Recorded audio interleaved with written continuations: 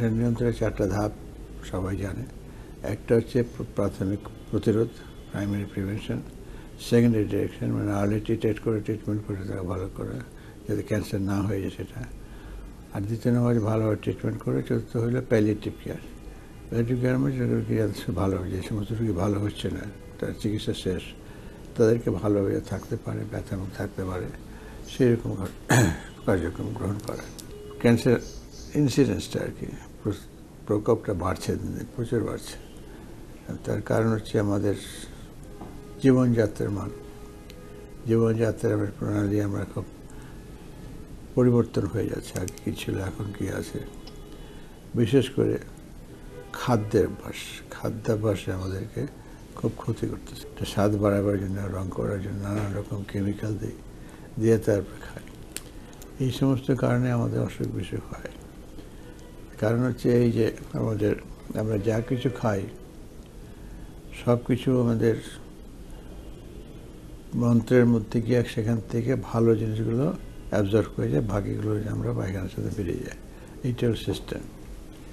তো এখন যে নানা রকম কেমিক্যালস মেলে আমরা, যার ফলে হয় যে খাদ্যের মধ্যে কিছু কিছু টক্সিক মেটেরিয়াল তৈরি হয়ে যায়। আর সেইটা আমাদের অন্ত্রটাকে আর কি, ইন্টেস্টাইন, সেটাকে ডিফারেন্সিয়েট করতে পারে না, সব কিছুই চলে যায় ভিতরে। যার ফলে হয় কি, ওই শরীরের মধ্যে একটা ক্রনিক ইনফ্লামেশন হয়। এই ক্রনিক ইনফ্লামেশন হলে পরে তখন ওইটা আমরা বারবার খাওয়া যদি ওকে একই চলতেই থাকে, ইনফ্লামেশনটা বাড়তেই থাকে। এই ইনফ্লামেশনের কারণেই এই সমস্ত অসুখ বিসুখ হয়।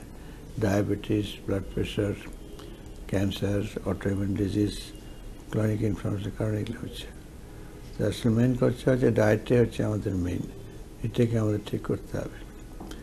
আরও কিছু আছে, যেমন এই যে পরিবেশ দূষণের কারণে হয়ে থাকে। তারপরে কেমিক্যাল কারণ আছে, যেমন সিগারেট খাচ্ছি আমরা হরদম, সিগারেট থেকে হচ্ছে।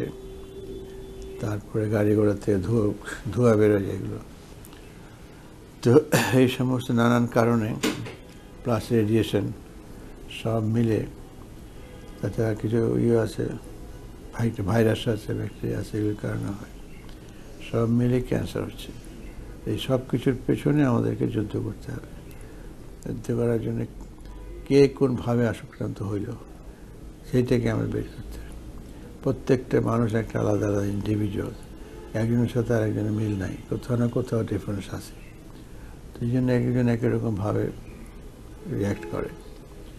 তো সেই জন্য সবার কাছ থেকে গল্প টল্প শুনে আমরা হয়তো একটা কমন ফর্মে আসতে পারবো। নিবেদক রেনাটা PLC।